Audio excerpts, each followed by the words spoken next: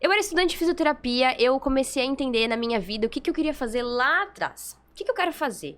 Eu sentia uma necessidade muito grande diante de como minha família levou a minha vida a acontecer, né? Enfim, que eu precisava me sentir livre, ser alguém e fazer os outros se sentirem livres. Muito louco. E aí eu pensei, tá, por onde eu vou, né? Uma menina jovem que veio de uma família simples, né? Que trabalhava desde os 14 anos pra pagar suas próprias roupitas, tudo do meu jeitinho. Então, sempre busquei muito essa independência pra ter o que ter, literalmente. E aí, quando eu comecei a trabalhar, eu comecei a pensar pra que lado eu ia quando eu fosse fazer minha graduação. Aquela menina que sempre quis ser nota 10, sabe? Exigente, muito perfeccionista. E aí eu entendi que uma das profissões seria ou médico ou fisioterapeuta. E aí foi a grande divisão. O médico, ele faz com que aquele paciente esteja consertado, né? Ele corrige, ele faz uma cirurgia ou outra. Mas quem devolve a liberdade e a vida é o fisioterapeuta. E aí eu comecei a mudar o viés e falei, bom, vou fazer físio. Legal. Só que no terceiro ano da físio, eu vi que eu conseguiria sim cumprir esse propósito. Mas era pra um. Então eu conseguiria ajudar o Will, por exemplo. Eu não conseguiria ajudar ao mesmo tempo 1000 Williams, né? Então, a escala, que era uma coisa que estava muito latente comigo também, de ter esse desejo de ser livre, eu não iria conseguir fazer naquela área.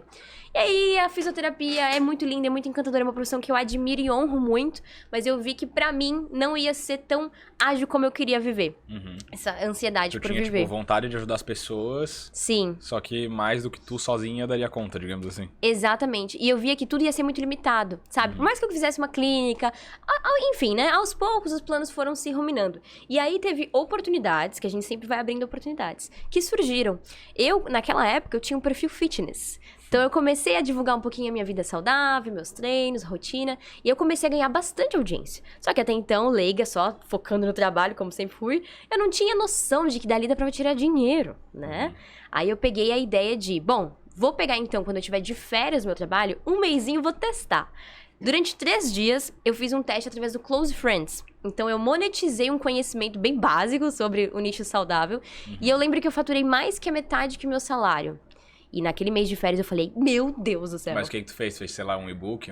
Close Friends, uma assinatura. As pessoas pagaram pagaram R$23,90, Will, pra ouvir uma menina falando sobre como ela emagreceu em tanto tempo, etc, etc. Que massa. E aí, naquele momento, eu falei, cara, olha só a mentalidade, né? Se em 3 dias eu conseguir fazer esse resultado, imagine em um mês. Aí voltei pro trabalho, gente. Já olhava pro chefe assim, né? Bodeado. Falando, ai, meu Deus, o que eu tô fazendo aqui? E aí eu comecei a visualizar uma nova possibilidade da minha vida.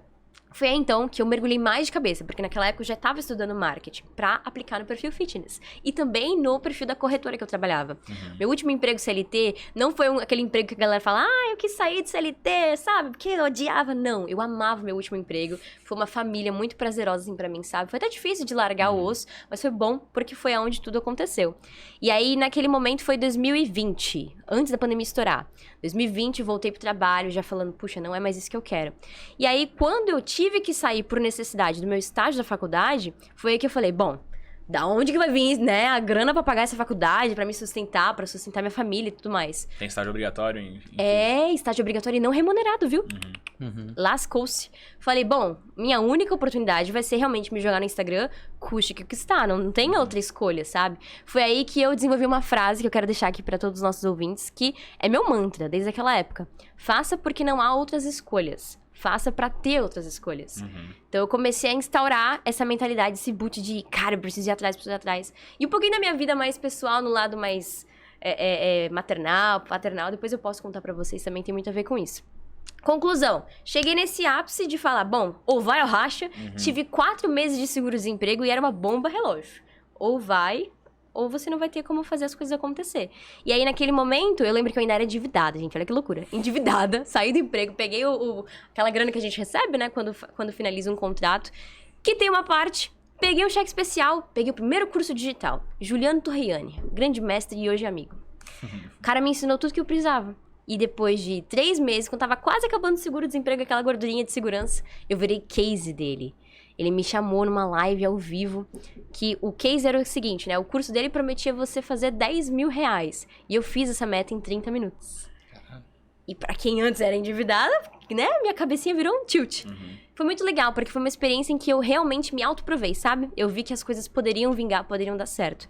E aí, de lá pra cá, tudo foi acontecendo. Então, eu me tornei case do Juliano, a gente começou a conversar, eu comecei a estudar cada vez mais ele, comecei a migrar aos poucos, entendi que ali era o start, né? Então, marketing seria uma ponta de entrada. Mas o que eu realmente queria fazer era trabalhar com o lado mais emocional, com o lado sensorial, era realmente impactar pessoas. Marketing é mais ferramental, é mais racional, né? O que eu gosto mais é o lado emocional. Foi aí que eu encontrei branding como especialização. Tá, e aí só pra eu entender, aí tu literalmente desistiu da fisioterapia ou tu chegou a terminar?